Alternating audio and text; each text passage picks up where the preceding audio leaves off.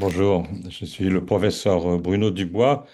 Je travaille à la Salpêtrière. Je suis membre de l'Académie de médecine, spécialisé en neurologie et plus particulièrement sur les maladies du cerveau et en particulier la maladie d'Alzheimer.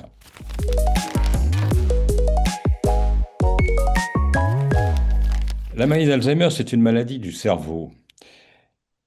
Donc, pour comprendre la maladie, il faut comprendre comment fonctionne le cerveau. Le cerveau, finalement, ce sont des usines qui sont distribués dans différentes parties du cerveau. Il y a une usine qui est spécialisée dans la reconnaissance des visages, une autre qui est spécialisée dans le langage, une troisième qui est spécialisée dans la mémoire, une quatrième qui est spécialisée dans l'orientation temporelle et spatiale, etc., etc.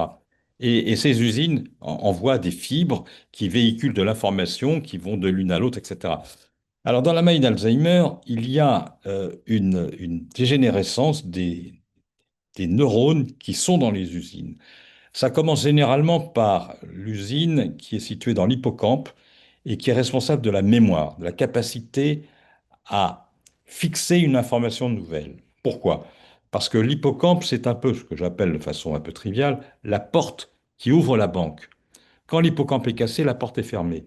L'information que l'on a vue, que l'on a entendue, à laquelle on a participé, finalement ne va pas aller dans la banque, ne va pas aller dans la banque du cerveau. Ça ne va pas rentrer dedans. Alors qu'il y a bien sûr plein de choses qui sont dans la banque, ce qui fait que souvent, les familles sont étonnées et nous disent, mais sa mémoire est bonne, il se rappelle le nom de sa maîtresse d'école. Oui, mais est-ce qu'il se rappelle ce qu'il a eu à dîner hier? Non, mais c'est pas grave. Il se rappelle la date de son mariage. Oui, mais est-ce qu'il se rappelle ce qu'il a fait ce week-end? Vous voyez, c'est intéressant. C'est-à-dire qu'on voit que dans cette maladie, c'est l'acquisition d'informations nouvelles qui est difficile parce que l'hippocampe n'est pas ouvert. Et l'hippocampe est cassé. Alors, ça peut être aussi des troubles du langage, l'usine du langage, en sachant que dans le langage, il y a la réception et il y a l'articulation. Il y a l'organisation de la réponse et puis il y a l'analyse du message qui arrive. Eh bien, ce sont deux usines différentes.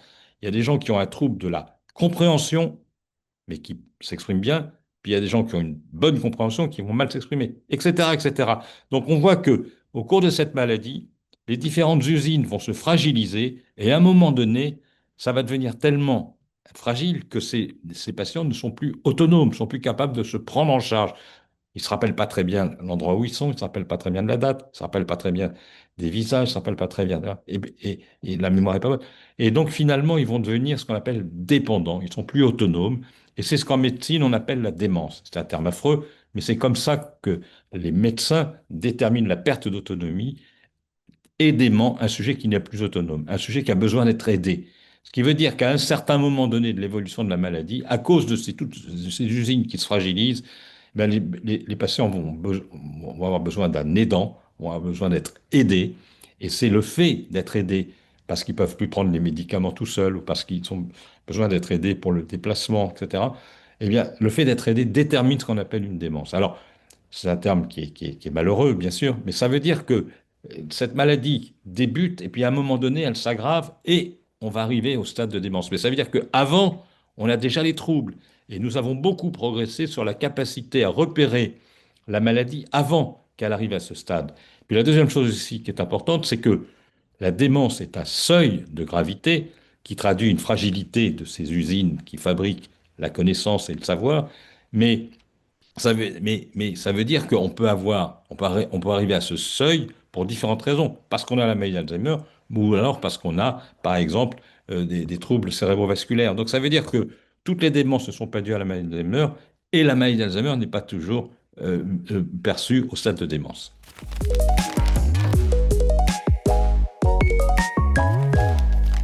Alors ce qui est intéressant, c'est qu'on vient de montrer qu'on peut prévenir un peu la maladie d'Alzheimer, la démence. Alors, en particulier, il y a deux grands facteurs qui peuvent intervenir. C'est ce qu'on appelle les contrôles de facteurs de risque cardiovasculaire, c'est-à-dire lutter contre l'obésité, lutter contre la sédentarité, lutter contre le diabète, contre l'hypertension artérielle, contre les troubles du lipide, tous ces troubles qui modifient la circulation vasculaire du cerveau. Alors, Ça a un impact sur la démence, on l'a dit juste avant. La démence, ça peut être dû à la maladie d'Alzheimer, mais ça peut être dû aussi à des troubles cérébrovasculaires. Si vous améliorez la circulation vasculaire du cerveau, eh bien, vous allez diminuer cette composante vasculaire responsable d'un certain nombre de démences. Mais aussi, c'est ça qui est très très important, vous allez retarder l'expression des lésions de la maladie d'Alzheimer. Et là, il faut bien me suivre. On sait maintenant que les lésions de la maladie précèdent la survenue des symptômes.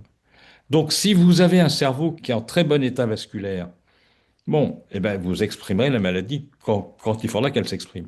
Mais si en revanche, vous rajoutez aux lésions de la maladie une mauvaise circulation cérébrale, cette mauvaise circulation cérébrale va permettre à ces lésions de s'exprimer plus tôt que ce qu'elles auraient pu, ce à quoi elles auraient pu survenir si il n'y avait pas cette composante vasculaire associée.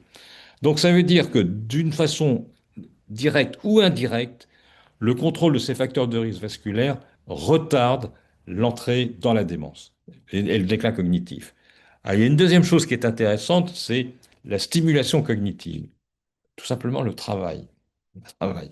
Je le dis avec beaucoup de prudence parce que, mais c'est vrai, les études faites au niveau européen ont montré que plus on, j'y vais très prudemment, hein, mais plus on travaille longtemps, dans certains pays on travaille plus que dans d'autres, plus il y a on retarde le déclin cognitif.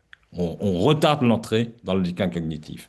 Et ça a été confirmé dans une étude française en épidémiologie qui a été réalisée à Bordeaux en comparant les différents systèmes de, comment, d'assurance maladie, de choses comme ça, de retraite. Eh bien, il montre là aussi qu'il y a une relation significative entre l'âge de départ à la retraite et le déclin cognitif. Alors, bien sûr, ça n'a une valeur que statistique et au niveau individuel, ça ne joue pas. Mais quand même, c'est une indication que la stimulation cognitive est bonne pour le fonctionnement intellectuel. Alors, et le maintien d'un fonctionnement intellectuel. Alors, je pense que ce qui est, pour ne pas rentrer dans une affaire politique qui est douloureuse en ce moment et complexe, ça veut simplement dire que si on part à la retraite, il faut continuer à faire travailler son cerveau de différentes façons.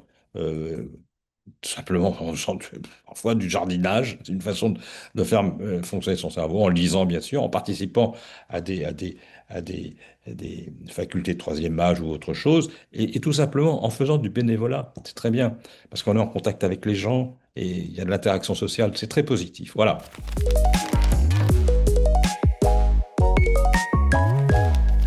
Alors, il y a une grosse actualité sur la maladie d'Alzheimer, et à l'occasion de cette journée mondiale, il faut quand même en parler.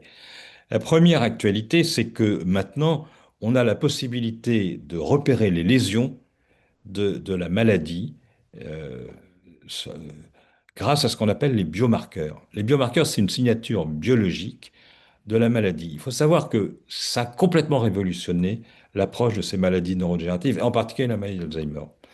Jusqu'à il y a 15 ans, le diagnostic de cette maladie n'était affirmé que si on faisait des prélèvements cérébraux. Il fallait attendre que les gens meurent, et on coupait le cerveau et on travaillait sur les lésions. C'est comme ça qu'on a appris un certain nombre de choses. Bon, vous vous rendez compte, c'était pas facile. Alors, depuis 15 ans, les choses ont totalement changé. Pourquoi? Parce que maintenant, on peut visualiser les lésions du vivant des patients grâce à ce qu'on appelle le PET scan, qui permet de repérer les lésions dans le cerveau. Donc, des gens qui ont des troubles de mémoire, on peut leur faire un PET scan, et s'ils ont les lésions, ils ont les symptômes plus les lésions, ils ont la maladie. Très bien. Mais ce qui est intéressant, c'est que non seulement on peut le faire par le PET scan, mais on vient de montrer qu'on pouvait le faire aussi par ponction lombaire. Et sachez que dans mon service, on fait actuellement 500 ponctions lombaires par an. Donc c'est quelque chose qui est tout à fait banalisé et extrêmement efficace. Parce que si vous avez des symptômes et que la ponction lombaire est positive, vous avez la maladie d'Alzheimer. Très bien. Mais ce qui est encore plus important et intéressant, c'est que on vient, notamment à la salpêtrière, de montrer qu'une simple prise de sang nous permettait de repérer des anomalies qui étaient associées à la présence des lésions dans le cerveau. Donc ça veut dire que maintenant, si vous avez des symptômes, on vous fait une prise de sang, on peut confirmer la maladie d'Alzheimer. Donc ça, c'est un progrès considérable qui n'est pas encore généralisable en clinique, mais qui se fait dans des centres de recherche comme à la Salpêtrière. Mais ça veut dire qu'on est sur le chemin et que bientôt on pourra très probablement, grâce à des prélèvements sanguins, confirmer un diagnostic évoqué sur des symptômes cliniques. Alors ça, c'est une première avancée considérable. La deuxième avancée, c'est que jusqu'il y a 2, 3 ans, on n'avait pas de médicaments efficaces dans la maladie d'Alzheimer. On était extrêmement frustrés. On était extrêmement frustrés pour 2 raisons. D'abord parce qu'on avait montré chez l'animal, chez des souris qu'on avait rendues Alzheimer en leur greffant le chromosome qui produit les lésions amyloïdes, on faisait un modèle animal, on avait montré qu'on pouvait entraîner une disparition des lésions simplement en injectant des anticorps monoclonaux. Donc on avait ce modèle en tête. On a vu avant-après, vous savez, la souris avec plein de lésions et après plus de lésions dans le cerveau, on se dit ça y est, on a gagné. C'était en 2000. 25 ans après, on n'est pas arrivé à reproduire ce qu'on faisait sur la souris. Et c'est très, très frustrant. Alors, quand je vous dis qu'on n'y arrive pas, si, on y arrive. C'est vrai que, avec nos anticorps monoclonaux, on nettoie les lésions, pratiquement comme on le fait chez la souris. Sauf que, alors qu'on nettoie les lésions, on n'améliore pas les symptômes, ou pas bien. Et c'est ça la frustration qu'on a, c'est que on nettoie les lésions, on est content, on se dit ça y est, on va gagner. Et puis, les symptômes ne sont pas vraiment très, très améliorés de façon importante. Donc, ça veut dire quoi? Est-ce que c'est notre modèle qui n'est pas bon? Est-ce que ce sont les patients que l'on étudie qui sont trop avancés dans leur maladie, à un point tel que finalement c'est illusoire d'espérer qu'on va pouvoir faire revenir en arrière? Raison pour laquelle on s'est intéressé à des patients plus précoces, au début de leur maladie. Et là, on a eu des résultats. Et ça, c'est très intéressant. C'est qu'on commence à avoir des résultats quand on étudie ces médicaments qui nettoient les lésions et qu'on les étudie chez des patients relativement précoces au début de leur maladie. Alors, qu'est-ce qu'on observe? On observe que quand ces malades prennent ces médicaments, on observe que la maladie continue à s'aggraver, mais elle s'aggrave moins vite que chez ceux qui ne prennent pas le médicament. Ce qui veut dire que ces médicaments commencent à avoir un effet sur les symptômes. Alors l'effet est modeste parce que je vous dis, il continue à s'aggraver, mais ça s'aggrave moins vite. Et l'effet s'accompagne d'effets secondaires, raison pour laquelle on a prévu de les limiter, ces médicaments, à des patients qui ne sont pas exposés à des risques parce qu'on connaît des facteurs qui augmentent le risque d'avoir ces effets secondaires. Voilà. Donc sur des patients choisis, on peut espérer avoir un effet positif sans trop d'effets secondaires. Donc, ces médicaments ont été proposés aux États-Unis, acceptés par les États-Unis, proposés à l'Europe, acceptés après discussion à l'Europe, l'Europe précisant qu'il faut quand même, si vous voulez, choisir les patients pour éviter les effets secondaires. Proposé à la France dans une procédure d'accès précoce, la France a refusé. Pour 2 raisons. D'abord parce qu'elle estime que l'effet positif n'est pas suffisant. Et ça, c'est toute la discussion du sexe des anges. Qu'est-ce que c'est qu'un effet qui a une relevance clinique, comme on dit en anglais, clinical relevance, c'est-à-dire une valeur réelle? C'est très, très difficile de le définir. On montre que ces médicaments ralentissent la maladie de 6 mois. Bon, 6 mois de gagné dans une interaction avec sa famille, moi je trouve que c'est significatif. Bon, l'agence discute et dit, bon, et puis elle dit, puis il y a des effets secondaires. Oui, mais attendez, on dit, oui, mais les effets secondaires, on sait comment les éviter. Et ils disent, oui, mais alors si vous faites ce qu'il faut pour choisir votre population, vous sortez du parcours de soins classique. Donc, vous voyez, c'est très compliqué. Là, il y a une discussion qui est dommage, quoi, parce que c'est un médicament qui est quand même efficace et on avait trouvé la formule pour le dispenser à des sujets choisis qui n'exposaient pas aux effets secondaires. Voilà. Donc, actuellement, c'est un peu bloqué. C'est très dommage pour deux raisons. D'abord pour les patients, parce que c'est un médicament qui était quand même efficace. Et deuxièmement, c'est dommage aussi pour nous, parce que c'est important de pouvoir travailler avec ces médicaments, parce que moi, je suis persuadé que ils avaient globalement un effet moyen qui était cette amélioration de 6 mois, mais c'est un effet moyen. Il y en avait qui répondaient probablement pas bien, mais il y en avait qui répondaient très bien. Et le fait d'utiliser, de manipuler le médicament, de l'avoir dans nos mains, nous aurait permis de repérer ceux qui répondent très bien et donc petit à petit de progresser dans la prise en charge. Voilà, je le regrette, c'est comme ça. Euh, voilà, c'est une décision de la HAS. Voilà, et on est malheureusement bloqué pour l'accès rapide. Après, il va y avoir la discussion de l'introduction du médicament. On va voir ce que décide la NSM, on verra.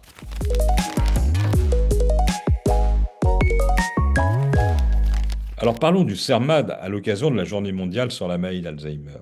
Le CERMAD, c'est un centre complètement nouveau, complètement disruptif, qui est le chaînon manquant dans la recherche sur la maladie d'Alzheimer. On va le faire à la Salpêtrière parce que la Salpêtrière, c'est le lieu de la neurologie, quand même, en France. Bon. Alors, on a une clinique de neurologie qui est tout à fait remarquable. On a 300 médecins neurologues qui travaillent dans cette clinique de neurologie, qui a été classée par Newsweek comme le deuxième centre de neurologie au monde. Puis de l'autre côté, on a l'ICM, qui est ce centre de recherche fondamental, on en a déjà parlé, dans lequel on fait des recherches sur des modèles animaux, c'est-à-dire sur des modèles qui développent les maladies. Alors, on a la souris Alzheimer, on a le singe Parkinson, on a le petit ver C. elegans, auquel on enlève un chromosome, etc. On a des modèles de maladies. Voilà. Donc, on a ces deux pôles.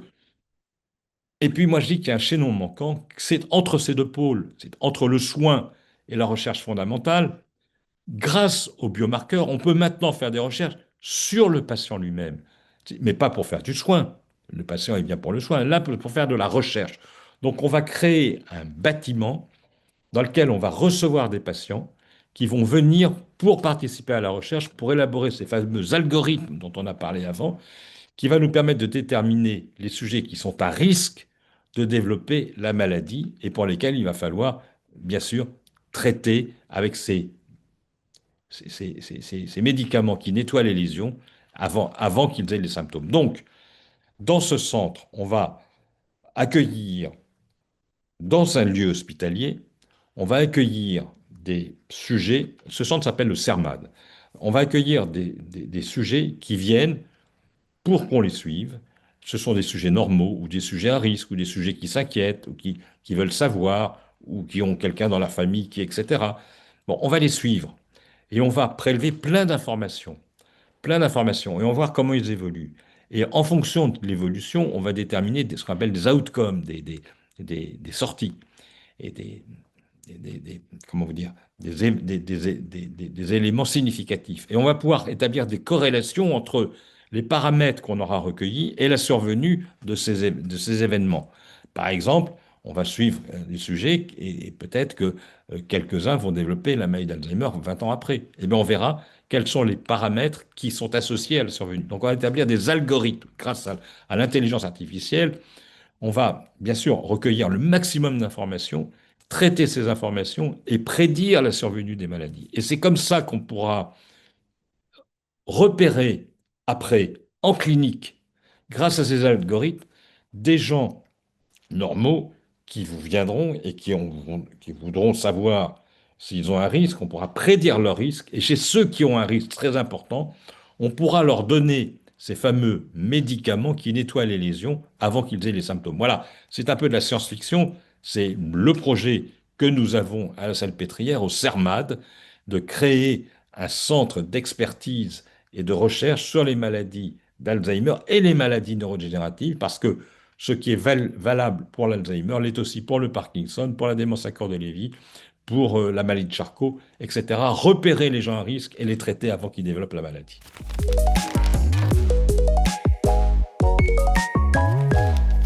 Alors dans ce CERMAD, il y aura ce qu'on appelle des data science, et notamment l'intelligence artificielle. Pourquoi?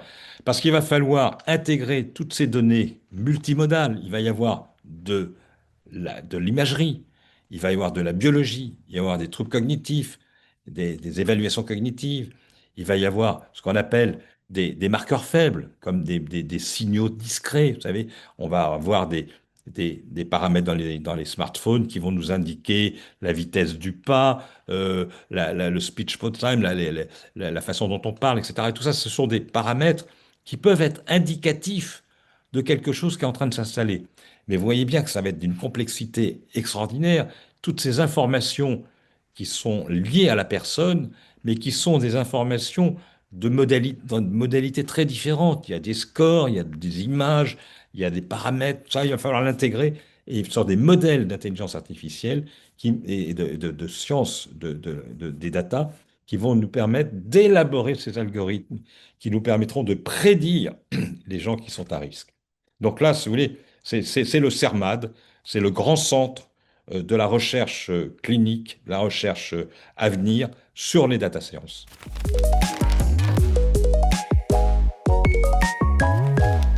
Alors, à côté de cette approche euh, que je viens de présenter, qui est encore un peu de la science-fiction, il faut pas négliger toute cette prise en charge que l'on fait au quotidien grâce à des personnes et des personnels très spécialisés dans l'accompagnement, bien sûr, dans l'accompagnement au domicile, dans l'accompagnement avec, par exemple, l'orthophonie, c'est remarquable, très important, la stimulation cognitive, euh, le, le- le- le maintien du fonctionnement, la correction des troubles attentionnels, la musicothérapie, plein d'activités qui sont proposées qui permettent de stimuler le cerveau, de maintenir un fonctionnement cognitif, attentionnel de qualité et de soulager aussi les aidants, il ne faut pas l'oublier. Voilà, alors soulager les aidants, c'est la grosse préoccupation par rapport à ces maladies, parce qu'on sait qu'à côté des malades, il y a des aidants fragilisés, et quand on dit qu'il y a 1 million de personnes touchées par la maladie, moi j'ai l'habitude de dire qu'il y en a en réalité 3 millions qui sont concernés, parce qu'il faut aussi intégrer, bien sûr, les aidants, les aidants proches. Donc ces aidants proches, ils peuvent trouver des aides auprès des assistantes sociales, de mairies ou dans des structures hospitalières, mais aussi des conseils et des aides auprès d'associations comme je pense à l'association France Alzheimer qui est très régionalisée et vous avez toujours à côté de chez vous et pas loin de chez vous une personne et un centre qui va pouvoir vous apporter des réponses et vous aider soit à la mairie donc soit à l'antenne régionale euh, pour trouver des solutions pour vous aider. Et vous n'êtes pas seul. Il y a maintenant en France tout un réseau qui s'est mis en place. Il vient d'avoir une nouvelle de nouvelles mesures qui viennent d'être décidées par le ministère de la Santé. Il y a vraiment une mobilisation très forte à la fois institutionnelle, à la fois sur le plan des associations et, vous avez compris, sur le plan sanitaire et médico-hospitalier. Donc, c'est une maladie qui est assez bien prise en charge en France. Encore faut-il frapper aux bonnes portes.